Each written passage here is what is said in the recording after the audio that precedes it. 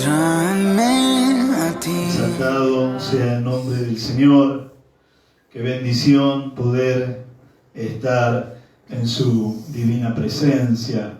Qué bueno es la obra del Señor Jesús que rompió el velo y podemos entrar al lugar santísimo, al santuario celestial, como dice el autor a los Hebreos, porque lo que vemos en la Biblia, sobre todo en el Antiguo Testamento, en el tabernáculo de Moisés, luego la figura que tomó el templo, el primer templo de Salomón, eran figuras, precisamente, dice el autor a los Hebreos, de lo verdadero. Ahora podemos entrar, no tenemos que ir a ese lugar del desierto, sino que por la fe podemos entrar al verdadero santuario de Dios y estar en su divina morada. Así que bienvenidos todos aquellos que se han sentido convocados por el Espíritu Santo para estar una vez más de esta manera en este tiempo que compartimos a través de internet y de las plataformas que podemos elegir para estar juntos y poder compartir precisamente este tiempo de adoración, de alabanza, pero también un tiempo para regocijarnos en la presencia de Dios.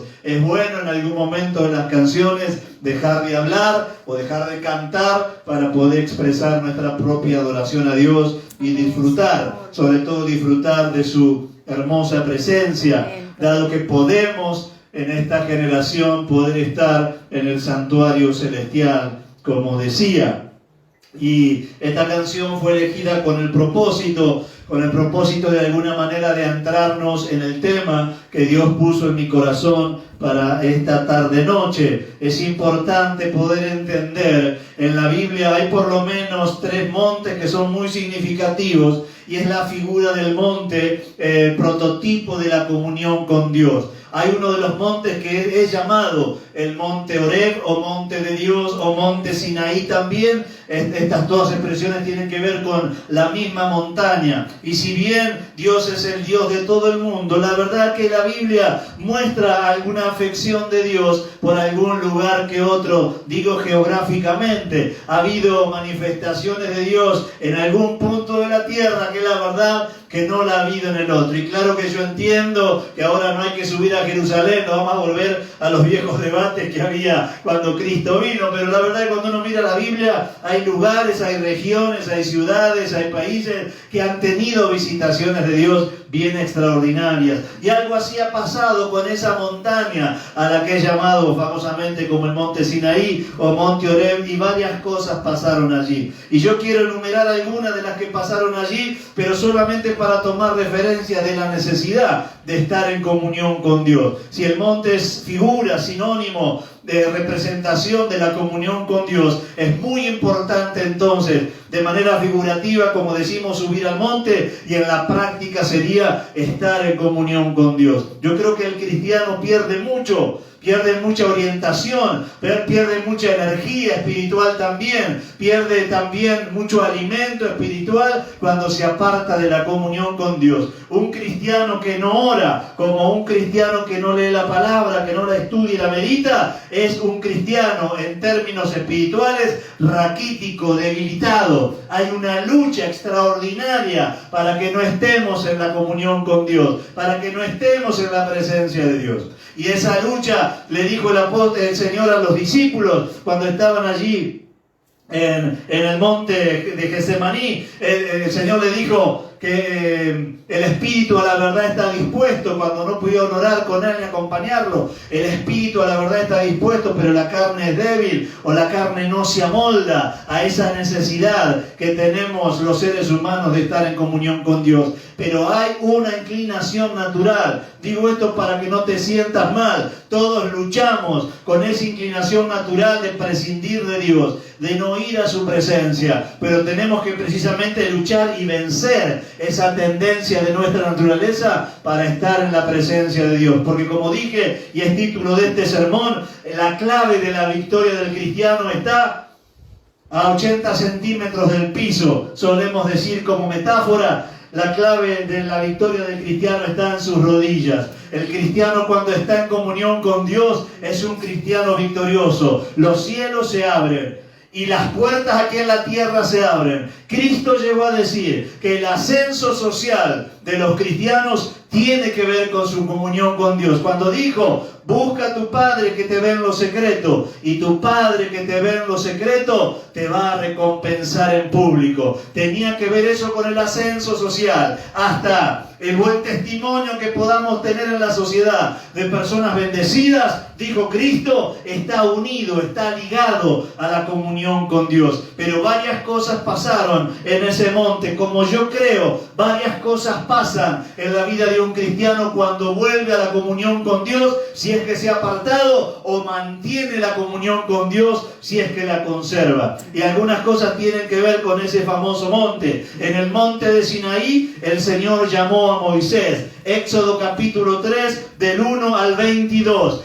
Pero en el versículo 12 es donde Dios le dice, cuando liberes a mi pueblo, vendrán y me servirán en este monte. Y en el caso de ellos era geográficamente literal, era la región en la cual iba a asentar Dios la ciudad que también es llamada ciudad de Dios, pero tiene que ver con el llamamiento de Dios. Estaba Moisés allí en ese monte y el Señor allí lo llama para enviarlo a Egipto, pero para volverlo a traer a ese monte. Cuando subimos a la comunión con Dios, entonces tiene sentido nuestro llamado. Estamos en la condición ideal para que Dios renueve ese llamado en nosotros. Si algo nos mantiene vivos y activos a lo que hemos sido llamados por Dios al ministerio, es estar en comunión con Dios. Porque en ese monte es que se dio el llamamiento de Moisés. Y figurativamente, en esa comunión con Dios, en ese monte, es renovado el llamamiento de Dios. Déjeme decirle algo a modo de revelación, porque no está explícitamente en la Biblia. Cuando uno se aparta de la comunión con Dios, también se aparta del llamamiento de Dios. Para lo que sea que te haya llamado Dios, también nos apartamos del llamamiento de Dios cuando nos apartamos de la comunión con Dios. Porque en el monte es que Dios llamó a Moisés, en ese monte famoso del Sinaí. Pero otras cosas pasaron en el monte de Sinaí o en el monte de Dios. En el capítulo 4 del libro de Éxodo, él tiene un altercado con su esposa. No se ponen de acuerdo en algo que Dios demandaba, y dice la Biblia que su mujer Séfora se fue otra vez a la casa de su padre. Y estuvieron algún tiempo, no sabemos cuánto, por lo menos la Biblia no lo dice, y traté de buscar algún comentario. No sabemos el tiempo desde el altercado hasta que se da el momento de la reconciliación, cuánto tiempo pasó. Pero ese hombre que había sido llamado por Dios, en algún momento tuvo una diferencia con su esposa, con su compañera, al punto de separarse. Y allá fue ella, como suele pasar a veces con alguna familia que se pelea con el marido, y fue a la casa de los padres o a la casa de la madre. Bueno, en este caso Séfora se fue con sus padres. Así que aquel hombre fue igual, camino del desierto, cumpliendo la voluntad de Dios o intentando cumplir la voluntad de Dios. Pero dice el capítulo 18, donde el Señor lo lleva a la cumbre, ahí al monte para darle luego las tablas, los 10 mandamientos, y dice que estando él allí en el monte otra vez, al pie del monte, ¿quién vino? Capítulo 18 del libro de Éxodo, vino su suegro. ¿Y saben a quién trajo su suegro?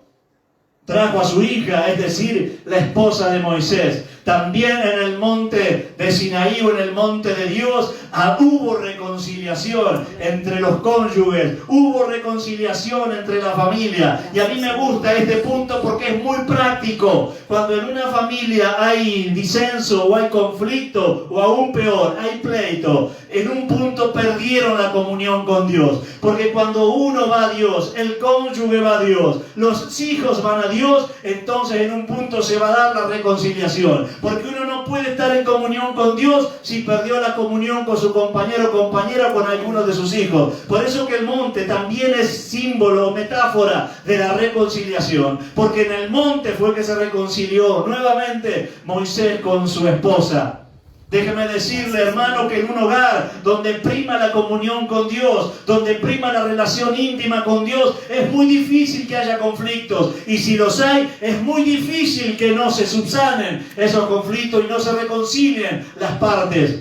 Cuando uno se va enconando y se va posicionando en el enojo y se va distanciando, como hablamos esta mañana, en un punto has roto tu comunión con Dios. En un punto has dejado el monte de la comunión con Dios, el monte de la consagración a Dios, para que estés en ese estado. Yo no conozco ningún cristiano que esté lleno de la comunión con Dios, que esté rebosando de relación con Dios y a la vez que tenga conflicto con sus semejantes que no puede conciliar. Claro que en un punto puede haber diferencias, aún como le pasó al matrimonio de Moisés, puede haber un altercado, aún puede haber un distanciamiento temporal, pero en el monte de Dios hay reconciliación, tiene que haber reconciliación. No es posible subir al monte de Dios y seguir enemistados. Por eso decíamos esta mañana, es clave la unión para la vida cristiana, para la práctica de la vida cristiana, no solo para la iglesia local o la iglesia de Cristo, el cuerpo de Cristo, sino también para la vida familiar. Si estás pasando por conflictos en tu casa, si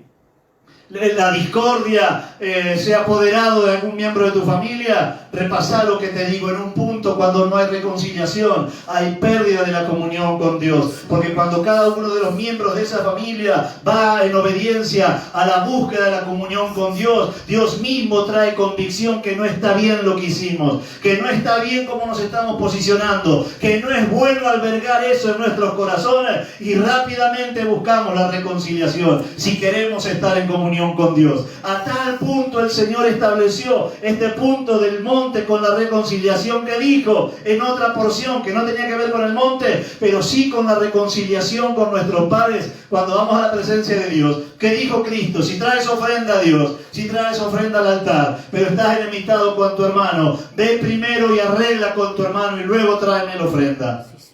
Hasta ese punto, el monte de Dios o la comunión con Dios es condicionante para la relación entre nosotros. No se puede estar en comunión con Dios y enemistado con los demás. No se puede, así no funciona, no es así, es utópico, es incompatible, no se puede. Por eso que en ese monte Moisés se reconcilia con su esposa.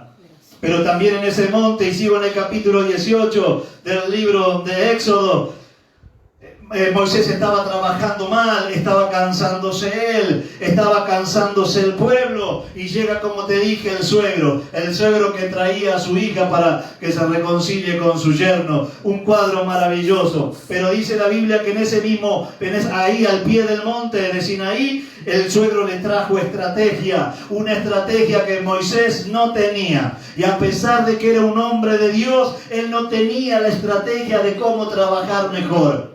Déjeme decirle, hermano, si necesita ideas o estrategia, la clave está en subir al monte. Cuando subimos al monte de la comunión con Dios, cuando estamos en su santa presencia, y alguna vez, seguramente alguno que está del otro lado habrá experimentado esto, o si hay un pastor amigo de los que se suele conectar, podrá decir amén a esto. Cuando nosotros vamos a la presencia de Dios y al monte del Señor, entonces comenzamos, por la gracia de Dios, a recibir la estrategia que no teníamos. Aparecen las ideas que no teníamos, aparece una funcionalidad que no teníamos, porque hemos subido al monte. Allí en el monte de Dios, al pie de ese monte, Moisés recibe la estrategia que no tenía. Si estás trabajando en vano o has visto trabajo infructuoso, la comunión con Dios al subir al monte es la clave para que empieces a tomar decisiones y a andar caminos, a dar pasos que van a dar resultado. Que no sea tarea monótona, que no sea tarea rutinaria, que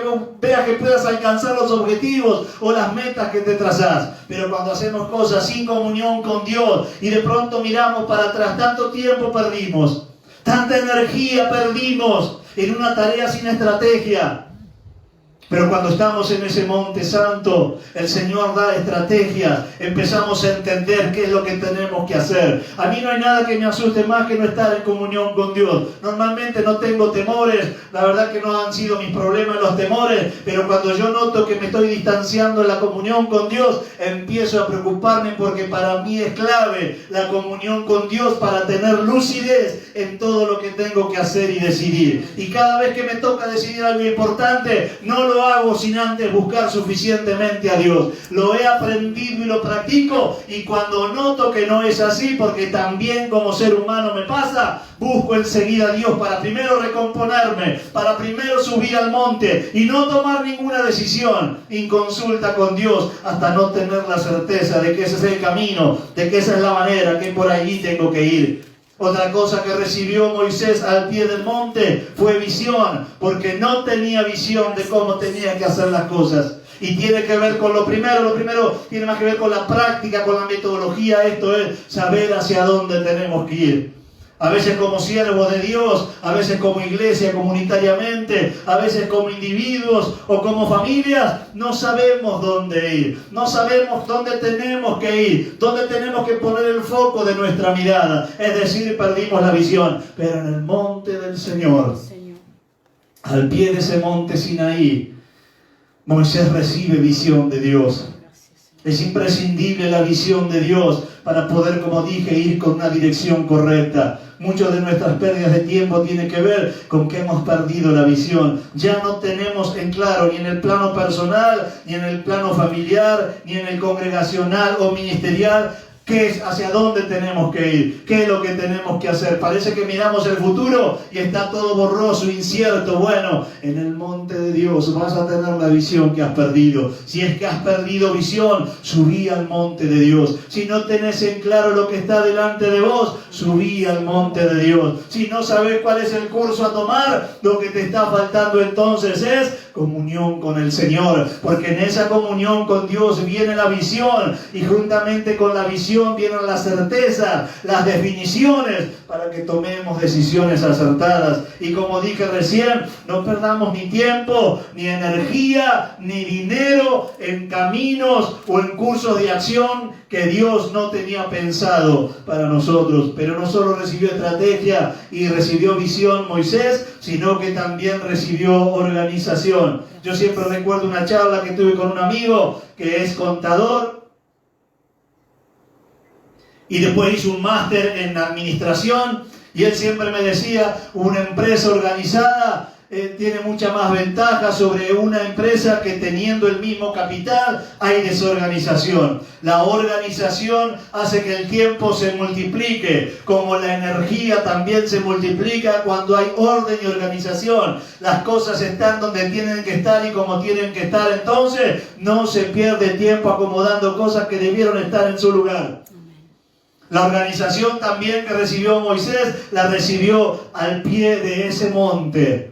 Qué hermoso es cuando podemos ver con claridad el orden de las cosas, porque a veces la falta de orden, como dije, nos hace perder mucho tiempo. Nos desorganizamos, nos cansamos, se nos va la fuerza, se nos va la energía en pérdidas de tiempo. Póngase a pensar, si no, cuántas veces se ha ido nuestra energía y nuestro tiempo en cosas vanas por no estar bien organizados. Cuántas veces hemos tenido que compensar la falta de organización y hemos perdido ese tiempo. Cuántas cosas hemos perdido por no ser organizados, por no ser disciplinados y por no vivir una vida de orden. Mire, la Biblia dice que Dios es un Dios de orden. Y el orden empieza desde el dormitorio, si usted quiere. Desde hacerse la cama, a tener ordenada la heladera. Digo de paso, fíjese cómo tiene su heladera, porque es una buena metáfora para ir midiendo el orden que tenemos. Pero ese mismo desorden a veces se pasa a las relaciones interpersonales, al trabajo, y como digo, a veces con aquellos que están que trabajan por su cuenta y son desorganizados, pierden plata, pierden tiempo, y perdiendo tiempo pierden plata. Y a veces no es más que la falta de organización. Y le piden a Dios, Señor, dame más, bendecime más porque no veo tus bendiciones. Y Dios les da bendiciones sobreabundantes, pero no se organizan debidamente. Y esa misma bendición que reciben, como reciben, se les va. Y llega a fin de año o a fin de mes y no saben dónde están las bendiciones de Dios. No las pueden ver. Allí en el monte, al pie del monte, Moisés también recibió organización, además de estrategia y de visión. Luego en el monte el Señor manifestó su santidad. Usted recordará ya el capítulo 19, cuando Dios se manifiesta en el monte. Yo puedo imaginarme porque leo el relato y dice la Biblia que el monte se estremeció y las rocas humeaban y hubo relámpagos y truenos ante la presencia, la manifestación de la presencia de nuestro santísimo y poderoso Dios. Y a mí me gusta leer ese relato para que de alguna manera yo pueda imaginarme por la revelación de la Biblia la grandeza de Dios. A veces veo los evangelios y veo la simpleza de Dios, la humanidad de Dios en Cristo. Pero cuando leo la porción de, por ejemplo, Éxodo 19 o allí en el Apocalipsis, cuando se muestra la gloria de Dios, digo, wow, qué grande es nuestro Dios, qué poderoso es nuestro Dios. Cuando desciende en ese monte, el pueblo de Israel entendió que verdaderamente lo había sacado de Egipto un Dios grande y poderoso, un Dios santo, un Dios al que no se podía acercar por la santidad de Dios. Porque cuando el Señor le dice a Moisés que iba a descender en el monte, le da lecciones de santidad a su pueblo. Mirá, no se pongan a tanta distancia porque mi santidad los va a fulminar. Yo cuando leo ese relato, y gracias a Dios, por eso arranqué diciendo lo que dije, de que el velo se rompió y podemos entrar por Cristo y su obra allí al santuario celestial. Me gustan estos relatos en la Biblia porque me dan una visión, una semblanza de la grandeza de Dios, de la santidad de Dios. Y valoro mucho más la obra de Cristo cuando veo lo impresionante de Dios, lo grandioso de Dios, lo sublime de Dios, que el pueblo no se podía acercar. Y cuando dice la Biblia que Moisés hablaba con Dios, su rostro resplandecía como el sol. Y la gente ni siquiera podía ver a Moisés cuando había estado con Dios, cuánto más no podía ver a Dios por el resplandor de su gloria. Ese es nuestro Dios, ese es su Dios. En el monte Sinaí, Israel tuvo la primer gran lección de la grandeza, del poderío y de la santidad de Dios. ¿Y saben qué recordaba yo esta tarde mientras meditaba? Que también fue en otro monte en el que el Señor mostró su gloria. Se ve que ese lugar geográfico, los lugares altos, a Dios le gusta para manifestar su gloria, porque Elías también iba a una montaña, al monte Carmelo, para buscar a Dios, esperando una respuesta de Dios. Yo todavía no he ido a los cerros, que acá hay varios lindos, para hacer de allí un lugar para buscar a Dios, pero es bastante significativo y bastante bíblico que así haya sido. Porque fue en ese monte de la transfiguración del capítulo 17 del libro del Evangelio según San Mateo, que el Señor eligió en ese lugar, en ese monte, en esa altura, para glorificarse y mostrarle a los discípulos su gloria. Y fue tanta la gloria que le mostró que Pedro quería quedarse allí. Fue en el monte Sinaí que Israel tuvo, como dije, la primera gran lección de la santidad de Dios, de la grandeza de Dios, del poderío de Dios, de ese Dios que los había sacado con mano fuerte. Pero también fue allí, capítulo 19 de Éxodo, la entrega de los 10 mandamientos, el decálogo. Y a mí me gustan mucho los 10 mandamientos porque Dios estaba organizando lo que Israel iba a hacer como nación, es decir, la sociedad de Israel. Y estos mandamientos son tan viejos, tan antiguos, pero tan importantes para cualquier sociedad, aún la moderna o la posmoderna, como define la sociología esta, porque tiene que ver con principios y pautas de vida aplicable a cualquier sociedad del mundo. Los 10 mandamientos son un decálogo sintético de cómo tiene que ser una sociedad para funcionar bien. Y cuando yo veo la Argentina, ahora voy a hacer una descripción de los mandamientos, usted va a ver que la decadencia argentina, entre otros casos, tiene que ver con que estamos muy lejos del modelo bíblico de sociedad que está condensado, comprimido solamente en los 10 mandamientos. En esos 10 mandamientos, capítulo 20 del libro de Éxodo, del 1 al 17, Dios le habla a Moisés y por Moisés le habla al pueblo, primero de la importancia de la fe, de lo importante que es la fe en Dios para una sociedad que se va apartando de Dios, como dijimos el otro día, entre otras cosas en la cena del Señor, ya no tiene regla moral. Si no hay Dios y no hay más allá y no hay condenación, entonces vivamos en esta tierra según nos parece a cada uno. lo importante de la fe, no solo para relacionarnos con Dios, sino para vivir victoriosamente en esta tierra. Y allí en esos 10 mandamientos, Dios le habla a Moisés, y a través de Moisés al pueblo, y a través de su palabra a todo el mundo, que es imprescindible para una sociedad, para una familia y para un individuo mantener la fe en Dios. La fe sostiene a aquellos que creen en Dios. La fe fortaleza para aquellos que creen en Dios. Podemos pasar por valle de sombra de muerte, pero aquellos que tenemos fe, como dice el doctor Rossetti, tenemos un medicamento más, tenemos un recurso más que el que no tiene fe, lamentablemente, no lo puede tener. Allí en el Decálogo, el Señor le hablaba de la importancia de la fe. Pero mire qué práctico que fue Dios para pensar en una sociedad, porque también allí le habla del valor del trabajo. Del valor del trabajo, porque le dice a Moisés, y a través de Moisés al pueblo, 6 días trabajarás. Vas a tener que levantarte el 7º, descansarás para consagrarlo a Dios. Y qué importante que es para una sociedad el trabajo, y qué importante que es para un individuo tener trabajo. No hay nada más desesperante para un padre de familia no poder tener trabajo y mediante el trabajo llevar sustento a su casa. Pero como hablaba con una persona esta semana, el trabajo no solo tiene que ver con el sustento, con ganar el sustento dignamente, sino con una cuestión de realización. Porque con la persona que yo hablaba había estudiado de algo que no podía trabajar todavía y deseaba trabajar de aquello para lo que había estudiado. Y le digo, lo que pasa es que el trabajo no solo suple necesidades, el trabajo también suple la necesidad de realización. Responde el interrogante existencial: ¿para qué servimos? ¿Qué sabemos hacer? ¿En qué somos útiles? Y también mediante el trabajo. Y como dije, parte de la decadencia de los países es cuando se pierde la cultura del trabajo. Y aquellos que son afines a los partidos políticos que en otros años hacían mención o ponían énfasis en el trabajo, sabrán que esto es algo cultural, que se considera que en el concepto de la cultura del trabajo.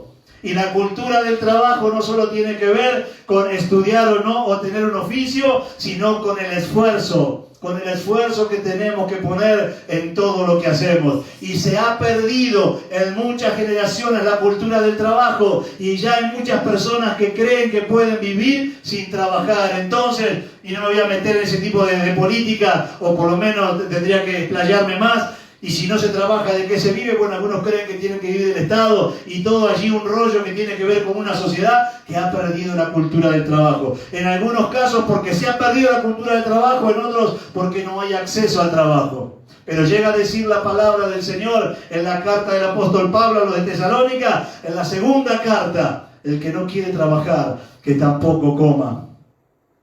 Tan enfático es Dios para el trabajo. Antes de decirle a sus hijos que ofrendemos, antes de decirle a sus hijos que lo adoremos, incluso mandó al hombre allí en el Edén a trabajar la tierra. Y le dijo: yo te pongo en el Edén, labralo y cuidalo. Le habló de conceptos ecológicos, de ecología y de trabajo. El primer mensaje que recibieron los hombres, la raza humana, de parte de Dios es: tenés que trabajar. Y quiero que después, antes de que terminemos este sermón y nos pongamos a orar, si usted está necesitando trabajo, que se presente delante de Dios. El trabajo dignifica. Allí en el Decálogo el Señor le decía a la sociedad: es importante que trabajen, es importante que ganen el sustento, pero que mediante el trabajo también se puedan realizar. Le habla allí también en el Decálogo de la necesidad de descanso, porque le dice: 6 días trabajarás y el 7º descansarás. Tan importante como trabajar duro es también poder descansar. Está comprobado, sobre todo después de la revolución industrial, que si los seres humanos, la mano de obra no descansaba, entonces no podía rendir. Idearon distintos sistemas, pero no, había una necesidad de descanso. También había necesidad de que las máquinas descansen, sobre todo en aquel tiempo, porque se quemaban, porque el descanso está implícito en la necesidad del trabajo. Y el Señor le estableció a esa sociedad que es importante descansar, como es también importante trabajar. Sí, Señor. Muchas personas no descansan y han hecho un culto al trabajo. A veces que trabajan desmedidamente, no digo que trabajen esforzadamente, trabajan desmedidamente. Y van sacrificando cosas importantes también, como es la vida familiar. Hay personas que trabajan todo el tiempo y suelen justificar la ausencia en el hogar por el trabajo. El trabajo debe ser arduo, debe ser esforzado, sin sacrificar a la familia, sin sacrificar el matrimonio y sin sacrificar la relación con los hijos. No es excusa para un padre de familia que no está en relación con sus hijos, que no cultiva una buena relación con sus hijos, ni cultiva una buena relación con su esposa porque está trabajando. Debemos trabajar lo suficiente, debemos trabajar esforzadamente, debemos trabajar duro, pero también tenemos que descansar. Y el descanso, ya hemos hablado en otras oportunidades, el descanso renueva las fuerzas, renueva las ideas, renueva el ánimo. Una persona agotada es una persona fastidiosa, es una persona iracunda. Y dígame si no le pasa a usted a veces, agotada con los quehaceres de su casa, de pronto comienza a haber alteración en su carácter y ya contestamos mal. Vamos a descansar un rato, nos renovamos y ya somos otros. Porque ahí en ese decálogo el Señor establece no solo la importancia del trabajo, sino la necesidad del descanso. Pero también habla allí en ese decálogo el respeto a los padres. Como dije, la decadencia de la sociedad tiene mucho que ver con no cumplir los mandamientos, con haber olvidado ese modelo de sociedad que está establecido en su palabra y aún desafiar, como dije esta mañana, el diseño de Dios para la sociedad y la familia. Una familia donde se ha perdido el respeto a los padres, se han perdido los valores sociales, entonces una sociedad condenada al fracaso. Porque cuando una sociedad muestra su fracaso es porque primeramente fracasó la familia. Debemos cultivar el respeto a los padres. Aquellos que todavía lo tienen una oportunidad para manifestar este mandamiento maravilloso como es respetar a sus padres. Pero aquellos que son jovencitos, jovencitas, quiero decirles que el primer mandamiento que Dios hizo con promesa es que respetes a tu padre y que respetes a tu madre. No hay posibilidad de un servicio a Dios si primero no aprendes a respetar a tu mamá y respetar a tu papá. Es síntoma de, como dije, decadencia social cuando se pierde el respeto a los progenitores. Pero también en ese decálogo el Señor habló del respeto a la vida. No matarás, del respeto a la vida, no matarás. Por eso nosotros nos hemos posicionado respecto del aborto, y yo he tildado de miserables a los que proponen estas ideas, porque todo ser vivo o toda vida debe ser respetada. Para mí, quien no la respeta está lleno de miserias humanas, por eso que lo califico como miserables. Allí en esos 10 mandamientos dice Dios, no le arrebatarás la vida a nadie, no tenés derecho para arrebatarle la vida a nadie. Amén, Padre. También allí, y fíjese si no es un síntoma de decadencia social, cuando la vida se deprecia, cuando se pierde el valor de la vida. Cuando, como decimos, que hay placas por todos lados, el huevo de un cóndor se cuida como una reliquia y un niño por nacer se puede matar. ¿Qué sociedad vamos a hacer? ¿De qué sociedad o en qué sociedad se inspiran con esos valores morales? Saque los religiosos, si usted quiere, con esos valores morales. Que valga más un huevo de cóndor que la vida de un ser humano por nacer. Que valga más el respeto a un perrito que hay que tenerlo y cuidarlo. Yo detesto a la gente que tiene perro para maltratarlos. Pero ¿qué de los niños? Los niños sí pueden ser maltratados y aún eliminados. ¿Qué clase de sociedad? ¿Qué clase de vara moral es esa? También en ese decálogo el Señor habla de la fidelidad conyugal. No codiciarás la mujer de tu prójimo. Hay algo que ha destruido los matrimonios y las familias, entre otras cosas, y es la infidelidad en todas sus formas y expresiones. Esa pérdida del sentido de pertenencia. Y allí el Señor advierte, amonesta y manda en su palabra: no codiciarás la mujer del prójimo. Síntoma de decadencia social, esa falta de moral a la hora de cuidar nuestro matrimonio. Ahora incluso hay modelos, entre comillas, digo esto, por eso dije lo de la mañana, sobre el diseño de Dios para todos los temas, pero por ejemplo para la familia. Salió en un diario una familia, dicen ellos, compuesto por 3 hombres que quieren, 3 hombres, no 12, 3 hombres, creo que es en Rosario la noticia, que quieren adoptar. El modelo de Dios es el modelo de Dios y es el mejor modelo, no solo porque es el modelo de Dios, porque es el mejor modelo para la convivencia y para la propagación de la raza humana. Pero como dije esta mañana, contra Dios no se va, pero contra lo diseñado por Dios sí. Allí el Señor estaba estableciendo una pauta para la vida matrimonial. No codiciarás la mujer de otro. Tendrás ojos solamente para tu esposa. Mire si todos los maridos y esposas aplicásemos eso para nuestra vida como lo hacemos y para la sociedad en su conjunto. La debacle social y la debacle moral que hay hoy en la sociedad. Hablando los artistas del poliamor y de las parejas abiertas, dicen ellos entre comillas, ¿desde qué moral se educan a los hijos en esta sociedad en la cual estamos? Bueno, allí el Señor prohíbe o insta a la fidelidad conyugal y prohíbe el robo, la mentira, la calumnia y la codicia. Qué maravillosa sociedad si todos cumpliésemos. Si cada uno viviera de lo suyo y no porque no lo tiene sale y lo roba. Si no mintiésemos y dijésemos siempre la verdad. No solo la verdad cuando nos conviene o nos da ventaja, sino aún cuando nos perjudica, pero es la verdad. Cuánto engaño hay en la sociedad que se ha apartado de este modelo de sociedad expresada en el Decálogo. Cuánta calumnia, cuánto descrédito de las personas, cuánta codicia enferma. La gente hace cualquier cosa por adquirir un bien. Hay una ambición que sana, que es la de estar mejor, pero la codicia lleva a las personas a hacer cualquier cosa, aún las deshonestas, con tal de estar mejor. El Señor prohíbe en su palabra eso. Pero déjeme ir ahora a la Biblia, después de todo esto que cité de memoria, en Isaías capítulo 25,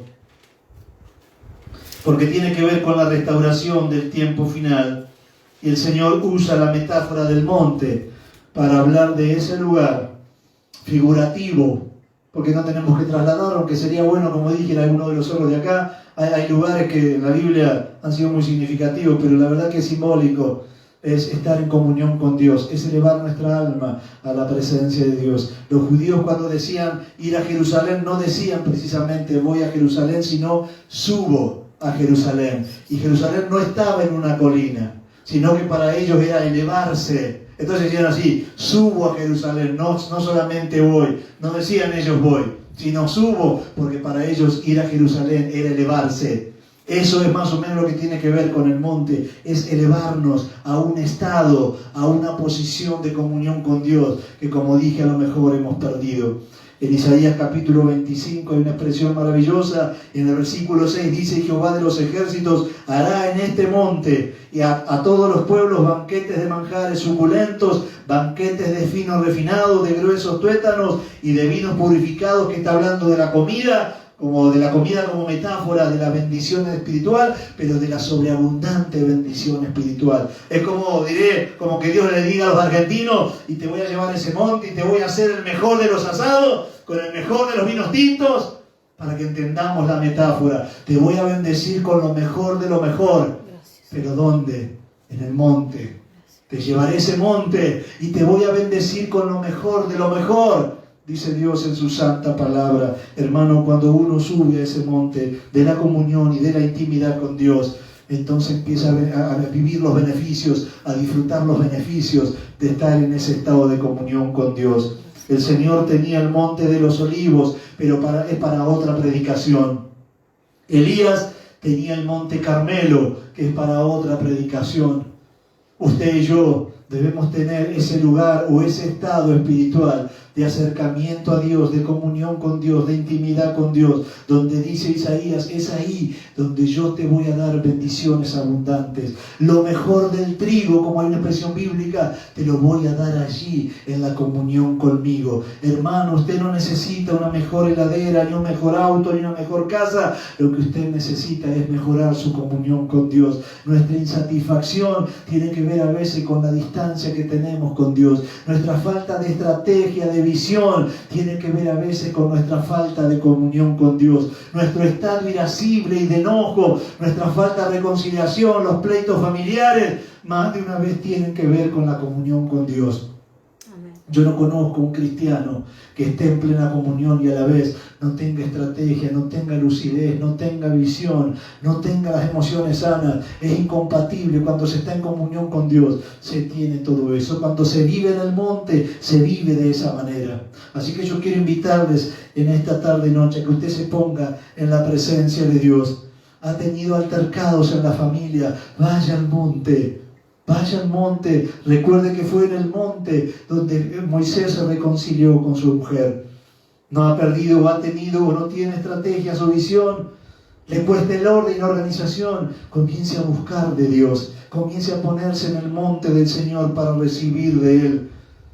Para recibir de Él visión, estrategia, orden y organización, lo que le esté haciendo falta. Ha visto que las bendiciones de Dios son escasas, no abundantes como promete Isaías. Evalúe ahora la comunión que usted tiene con Dios. Cristo lo dijo en esos términos. Mi Padre que te ve en lo secreto te va a recompensar en público. La forma en que nos ve la sociedad está íntimamente ligada a nuestra intimidad con Dios, a nuestra cámara secreta. Descuidamos nuestra cámara secreta, entonces las bendiciones son escasas. Póngase, por favor, un momento de recogimiento allí en su hogar. Quiero orar por usted. Dice Isaías, te llevaré al monte. Amén. Y te daré los mejores manjares. Te daré las más ricas bendiciones, sería. Sí, te haré abundar de todos los bienes. Gracias, Señor. Te llevaré al monte y allí en el monte vas a comprobar mi gloria, gracias, mi providencia, Jesús. Mi abundancia. Gracias, Señor. Comprométanse, hermano grande, chicos, jovencitos, comprométanse a vivir en el monte del Señor, amén, en esa comunión con Dios, en esa intimidad con Dios, y las cosas empiezan a funcionar, las cosas empiezan a salir. Amén. Pero Dios quiere que estés en ese estado de comunión con Él. Sí, Señor. Repito esto porque tengo carga. Ha habido pleito en tu familia. No hay posibilidad de que esos pleitos perduren en el tiempo si todos van a una sincera comunión con Dios. Amén. No hay manera. Al minuto 1 que estés en comunión plena con Dios, Dios te va a decir eso que tenés en tu corazón, con tu hijo, con tu hermano, con tu madre, con tu padre, eso no está bien.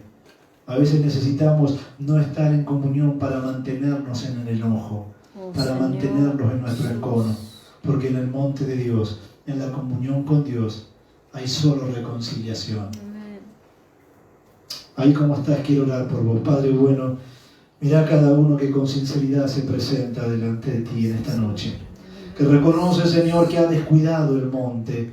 Que reconoce que ha descuidado la intimidad contigo. Que reconoce, Señor, que ha perdido visión, estrategia, porque ha perdido noción, porque ha perdido intimidad con vos. Señor, aún las demandas sociales, los objetivos de la vida van demandándonos tanto, cansándonos tanto, suprimiéndonos tanto y quitándonos tanta energía que nos olvidamos de lo más importante y lo dejamos para lo último, que es mantenernos en comunión con vos. Y nos damos cuenta cuando eso nos pasa, que miramos para atrás, pasaron los meses, pasaron los días, las semanas, los meses y hasta algún año. Y fue pérdida de tiempo, fue pérdida de energía y aún pérdida de dinero. Pero cuando nos enfocamos y podemos subir al monte y tú nos das estrategia y podemos tener tu guianza en las cosas, entonces miramos para atrás. Ha sido tiempo invertido, ha sido tiempo ganado, ha sido energía bien puesta, han sido recursos bien puestos y te lo agradecemos siempre. Pero ¿qué sería de nosotros, Señor? ¿Qué sería de nosotros sin esa comunión íntima con vos? Señor, como dijo tu siervo, el hacha nada es sin su leñador. Tú la tomas, tú la formas, tú la usas. El día que el leñador la deje de lado, solo se convierte en un hierro oxidado. Oh Señor, que yo nunca me olvide de eso. Que yo nunca me olvide de eso, Señor. Cuando estamos en comunión contigo somos efectivos. Cuando estamos en comunión contigo somos claros. Cuando estamos en comunión contigo mantenemos nuestras emociones sanas. Pero cuando nos vamos apartando de vos, de pronto no sabemos cuál es el curso de acción a tomar. De pronto perdemos visión. De pronto nos desorganizamos y perdemos estrategia.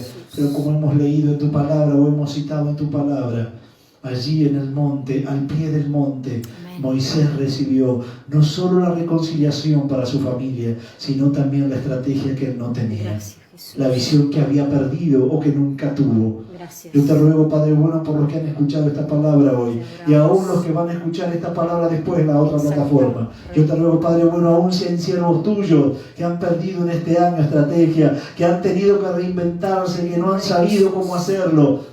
Tú por tu gracia y por tu espíritu, en esa comunión contigo, te estés dando estrategia, visión y organización para que podamos ser efectivos en la tarea que tú nos has encomendado.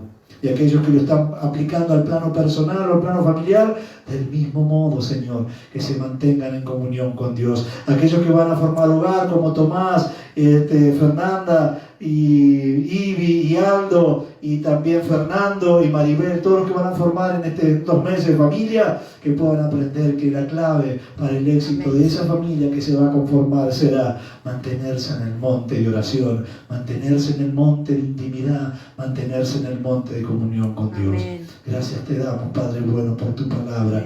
Y ayúdanos a nosotros, los que hace tiempo que caminamos con vos, a no olvidarnos de estas verdades, a poderlas llevar a cabo, porque con saberlas no alcanza si no vivimos de este modo. Amén. Te lo pedimos en el nombre de Jesús. Sí, Señor. Amén. Amén. Amén, Señor, y amén.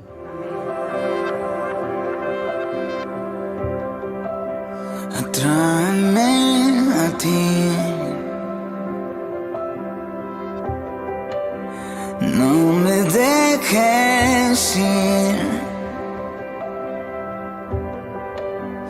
rindo todo una vez más, a cambio de tu amistad.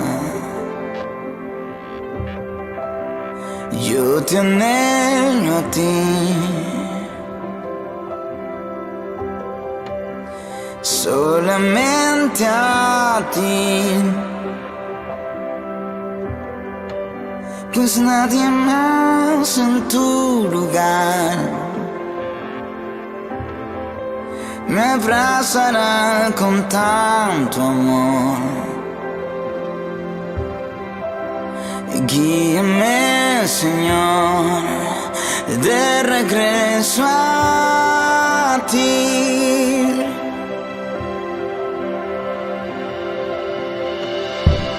Te anhelo a ti, Señor, te necesito. Te anhelo a ti.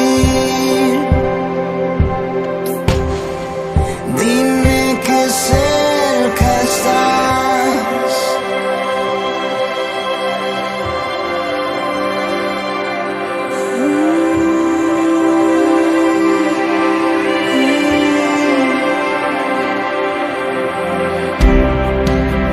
Atráeme a ti,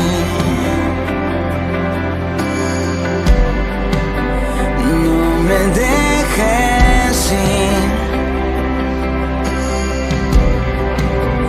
rindo todo una vez más, a cambio de tu amistad. Yo te anhelo a ti, solamente a ti, pues nadie más en tu lugar me abrazará con tanto amor.